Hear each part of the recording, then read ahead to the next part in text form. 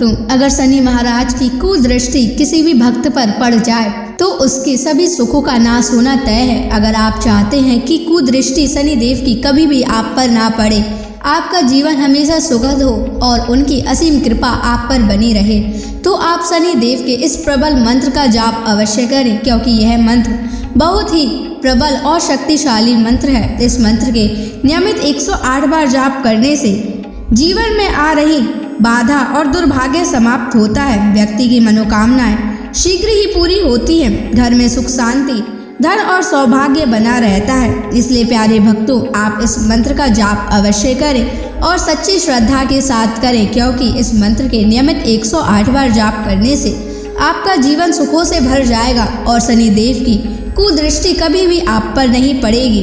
इसलिए प्यारे भक्तों, इस मंत्र का जाप अवश्य करें। और अगर आप इस मंत्र का जाप नहीं कर पा रहे हैं तो आप इस वीडियो को अपने मोबाइल फोन पर या स्पीकर पर चलाकर नियमित सुनें, ताकि आप शनि देव की असीम कृपा को प्राप्त कर सकें। और अगर आप शनि देव का आशीर्वाद प्राप्त करना चाहते हैं तो इस वीडियो को लाइक और चैनल को सब्सक्राइब जरूर कर दीजिए और कमेंट बॉक्स में शनि महाराज की जय अवश्य लिख दीजिए। तो चलिए भक्तों, मंत्र का जाप करना प्रारंभ करते हैं। ओम ह्रीं श्रीं शनैश्चराय ऋण विमोचनाय स्वाहा। ओम ह्रीं श्रीं शनैश्चराय ऋण विमोचनाय स्वाहा। ओम ह्रीं श्रीं शनैश्चराय ऋण विमोचनाय स्वाहा। ओम ह्रीं श्रीं शनैश्चराय ऋण विमोचनाय स्वाहा। ओम ह्रीं श्रीं शनैश्चराय ऋण विमोचनाय स्वाहा। ओम ह्रीं श्रीं शनैश्चराय ऋण विमोचनाय स्वाहा। ओम ह्रीं श्रीं शनैश्चराय ऋण विमोचनाय स्वाहा। ओम ह्रीं श्रीं शनैश्चराय ऋण विमोचनाय स्वाहा। ओम ह्रीं श्रीं शनैश्चराय ऋण विमोचनाय स्वाहा। ओम ह्रीं श्रीं शनैश्चराय ऋण विमोचनाय स्वाहा। ओम ह्रीं श्रीं शनैश्चराय ऋण विमोचनाय स्वाहा। ओम ह्रीं श्रीं शनैश्चराय ऋण विमोचनाय स्वाहा। ओम ह्रीं श्रीं शनैश्चराय ऋण विमोचनाय विमोचनाय स्वाहा। ॐ ह्रीं श्रीं शनैश्चराय ऋणविमोचनाय स्वाहा। ॐ ह्रीं श्रीं शनैश्चराय ऋणविमोचनाय स्वाहा। ॐ ह्रीं श्रीं शनैश्चराय ऋणविमोचनाय स्वाहा। ॐ ह्रीं श्रीं शनैश्चराय ऋणविमोचनाय स्वाहा। ॐ ह्रीं श्रीं शनैश्चराय ऋणविमोचनाय स्वाहा। ॐ ह्रीं श्रीं शनैश्चराय ऋणविमोचनाय स्वाहा। ॐ ह्रीं श्रीं शनैश्चराय ऋणविमोचनाय स्वाहा। ॐ ह्रीं श्रीं शनैश्चराय ऋणविमोचनाय स्वाहा। ॐ ह्रीं श्रीं शनैश्चराय ऋणविमोचनाय स्वाहा। ॐ ह्रीं श्रीं शनैश्चराय ऋणविमोचनाय स्वाहा। ॐ ह्रीं श्रीं शनैश्चराय ऋणविमोचनाय स्वाहा। ॐ ह्रीं श्रीं शनैश्चराय ऋणविमोचनाय स्वाहा। ॐ ह्रीं श्रीं शनैश्चराय ऋणविमोचनाय स्वाहा। ॐ ह्रीं श्रीं शनैश्चराय ऋणविमोचनाय स्वाहा। ॐ ह्रीं श्रीं शनैश्चराय ऋणविमोचनाय स्वाहा। ॐ ह्रीं श्रीं शनैश्चराय ऋणविमोचनाय स्वाहा। ॐ ह्रीं श्रीं शनैश्चराय ऋणविमोचनाय स्वाहा। ॐ ह्रीं श्रीं शनैश्चराय शनैश्चराय ऋणविमोचनाय स्वाहा। ॐ ह्रीं श्रीं शनैश्चराय ऋणविमोचनाय स्वाहा। ॐ ह्रीं श्रीं शनैश्चराय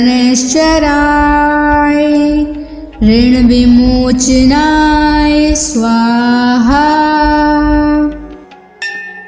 ॐ ह्रीं श्रीं शनैश्चराय ऋणविमोचनाय स्वाहा। ॐ ह्रीं श्रीं शनैश्चराय ऋणविमोचनाय स्वाहा। ॐ ह्रीं श्रीं शनैश्चराय ऋणविमोचनाय स्वाहा। ॐ ह्रीं श्रीं शनैश्चराय ऋणविमोचनाय स्वाहा। ॐ ह्रीं श्रीं शनैश्चराय ऋणविमोचनाय स्वाहा। ॐ ह्रीं श्रीं शनैश्चराय ऋणविमोचनाय स्वाहा। ॐ ह्रीं श्रीं शनैश्चराय ऋणविमोचनाय स्वाहा।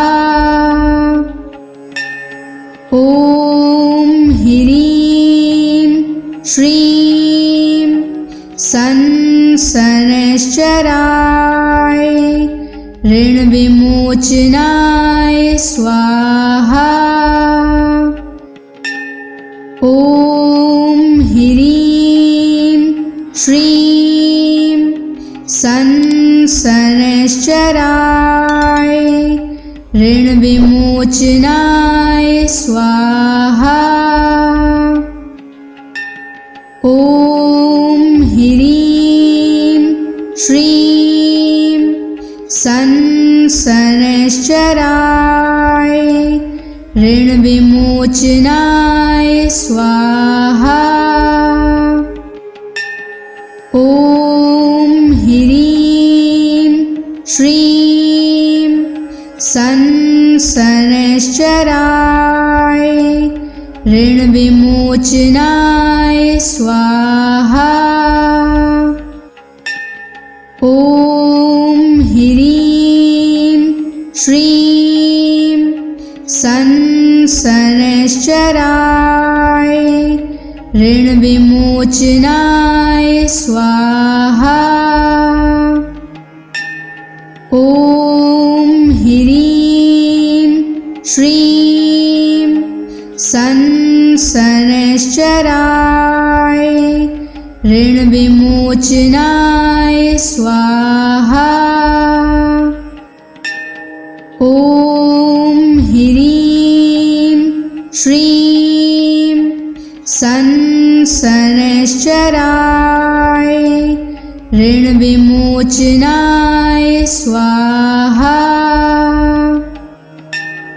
ॐ ह्रीं श्रीं शनैश्चराय ऋणविमोचनाय स्वाहा। ॐ ह्रीं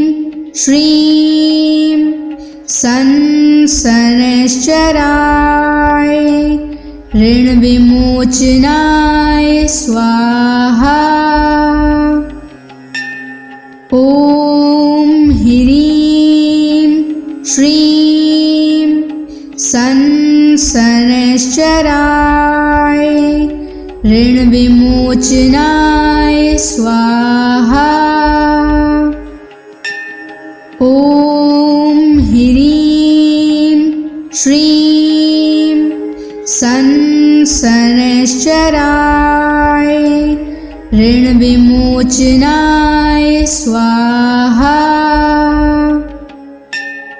ॐ ह्रीं श्रीं शनैश्चराय ऋण विमोचनाय स्वाहा। ॐ ह्रीं श्रीं शनैश्चराय ऋण विमोचनाय स्वाहा। ॐ ह्रीं श्रीं शनैश्चराय ऋण विमोचनाय स्वाहा। ॐ ह्रीं श्रीं शनैश्चराय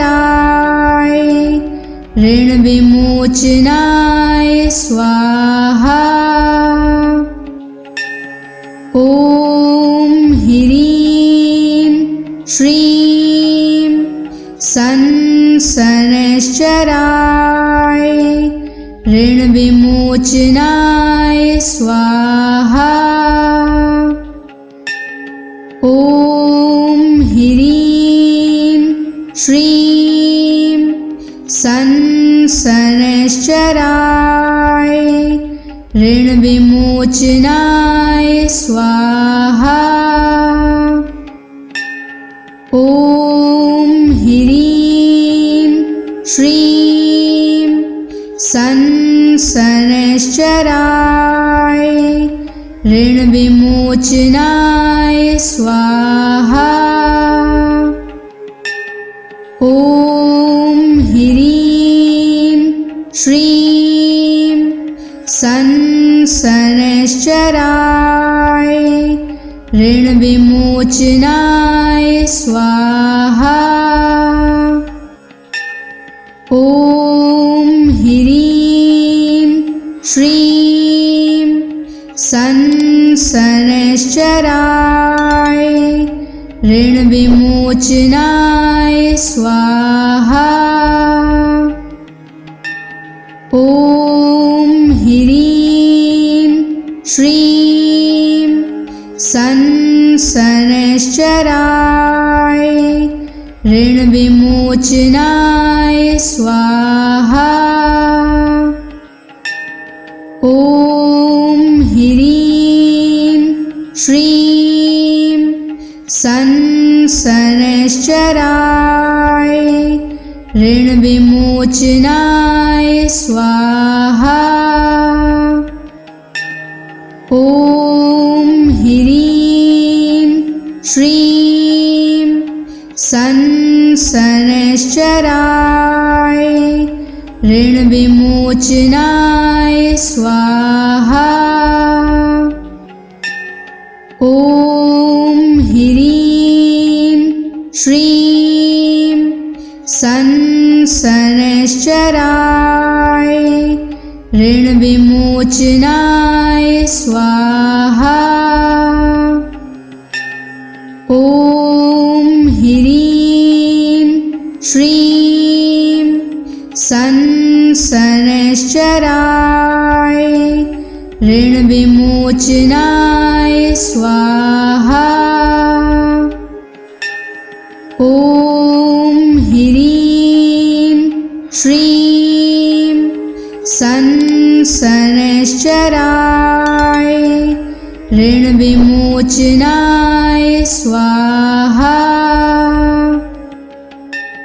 ॐ ह्रीं श्रीं संसनश्चराय ऋणविमोचनाय स्वाहा। ॐ ह्रीं श्रीं संसनश्चराय ऋणविमोचनाय स्वाहा। ॐ ह्रीं श्रीं संसनश्चराय ऋणविमोचनाय स्वाहा। ॐ ह्रीं श्रीं संसनश्चराय ऋणविमोचनाय स्वाहा। ॐ ह्रीं श्रीं संसनश्चराय ऋणविमोचनाय स्वाहा। ॐ ह्रीं श्रीं संसनश्चराय ऋणविमोचनाय स्वाहा। ॐ ह्रीं श्रीं संसनश्चराय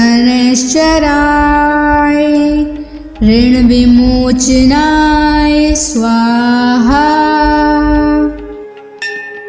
ॐ ह्रीं श्रीं संसनश्चराय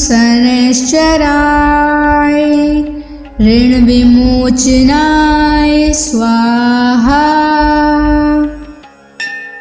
ॐ ह्रीं श्रीं संसनश्चराय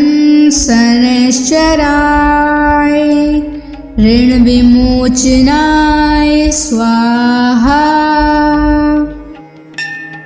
ॐ ह्रीं श्रीं संसनश्चराय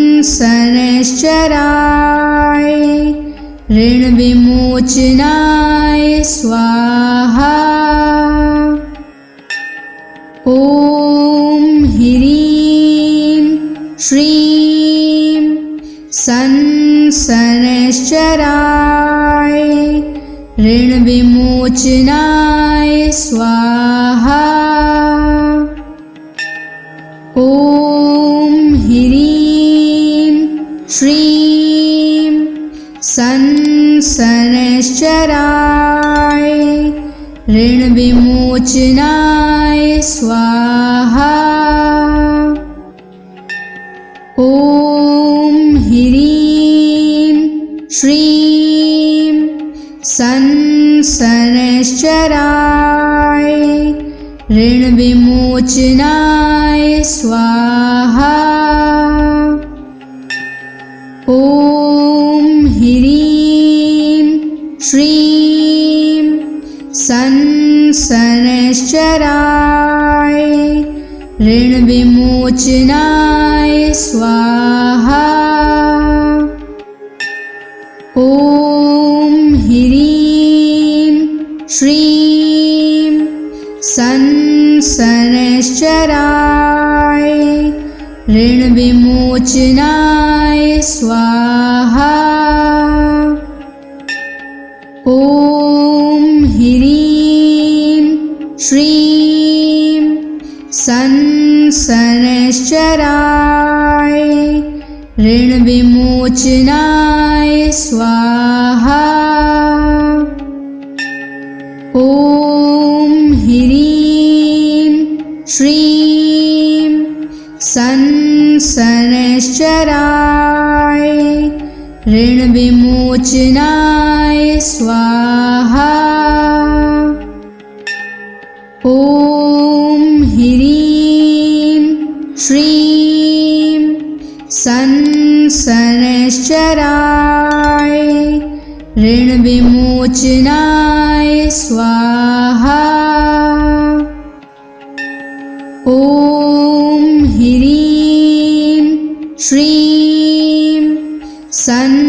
शनैश्चराय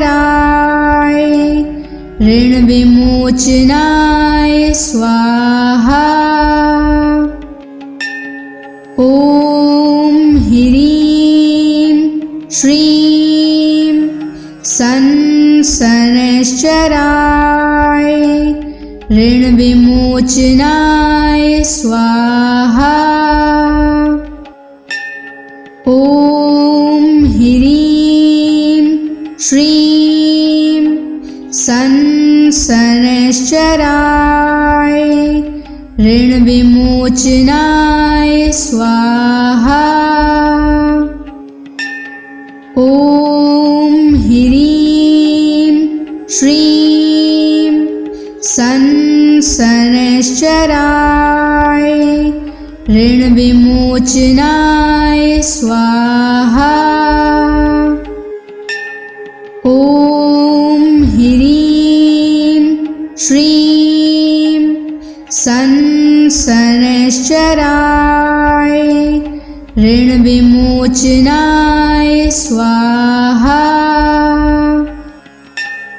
ॐ ह्रीं श्रीं शनैश्चराय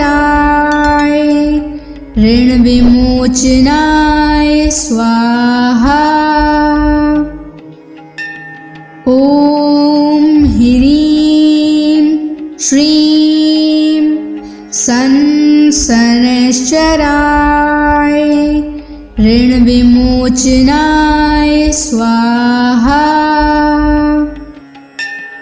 ॐ ह्रीं श्रीं शनैश्चराय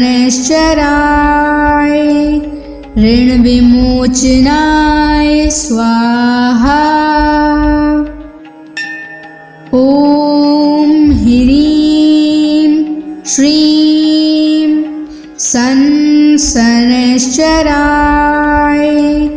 ऋणविमोचनाय स्वाहा।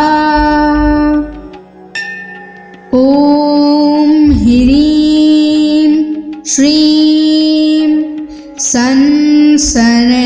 शनैश्चराय ऋणविमोचनाय स्वाहा। ॐ ह्रीं श्रीं शनैश्चराय ऋणविमोचनाय स्वाहा।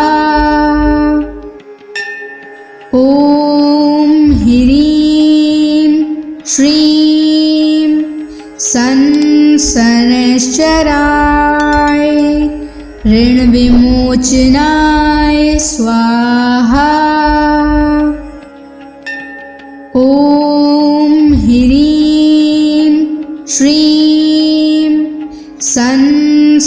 शनैश्चराय ऋणविमोचनाय स्वाहा।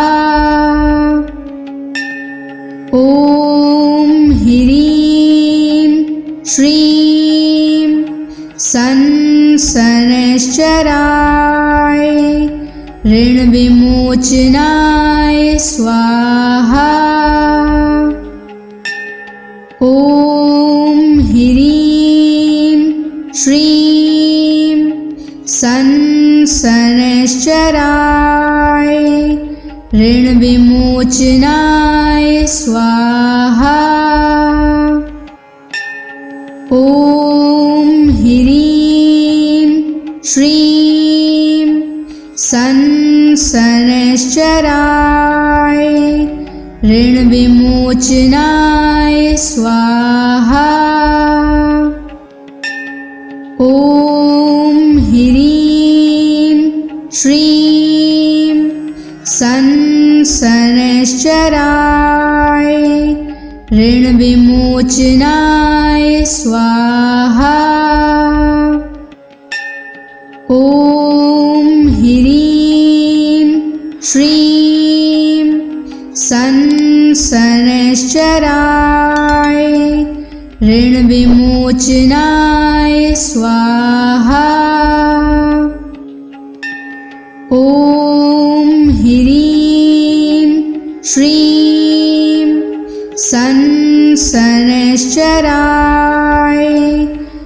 ऋणविमोचनाय स्वाहा। ॐ ह्रीं श्रीं संसनश्चराय ऋणविमोचनाय स्वाहा। ॐ ह्रीं श्रीं संसनश्चराय ऋणविमोचनाय स्वाहा। ॐ ह्रीं श्रीं संसनश्चराय ऋणविमोचनाय स्वाहा। ॐ ह्रीं श्रीं संसनश्चराय ऋणविमोचनाय स्वाहा। ॐ ह्रीं श्रीं संसनश्चराय ऋणविमोचनाय स्वाहा। ॐ ह्रीं श्रीं संसनश्चराय ऋणविमोचनाय स्वाहा। ॐ ह्रीं श्रीं संसनश्चराय ऋणविमोचनाय स्वाहा। ॐ ह्रीं श्रीं संसनश्चराय ऋणविमोचनाय स्वाहा। ॐ ह्रीं श्रीं संसनश्चराय ऋणविमोचनाय स्वाहा। ॐ ह्रीं श्रीं संसनश्चराय ऋणविमोचनाय स्वाहा। ॐ ह्रीं श्रीं संसनश्चराय ऋणविमोचनाय स्वाहा। ॐ ह्रीं श्रीं संसनश्चराय ऋणविमोचनाय स्वाहा। ॐ ह्रीं श्रीं संसनश्चराय ऋणविमोचनाय स्वाहा। ॐ ह्रीं श्रीं संसनश्चराय ऋणविमोचनाय स्वाहा। ॐ ह्रीं श्रीं संसनश्चराय ऋणविमोचनाय स्वाहा। ॐ ह्रीं श्रीं संसनश्चराय ऋणविमोचनाय स्वाहा। ॐ ह्रीं श्रीं संसनश्चराय ऋणविमोचनाय स्वाहा। ॐ ह्रीं श्रीं संसनश्चराय संसनश्चराय ऋणविमोचनाय स्वाहा। ॐ ह्रीं श्रीं संसनश्चराय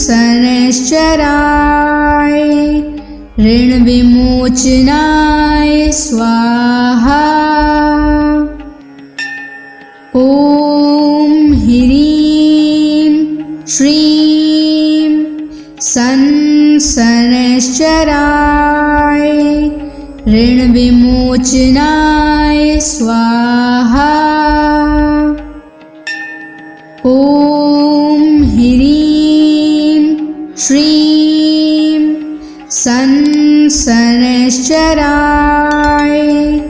ऋणविमोचनाय स्वाहा।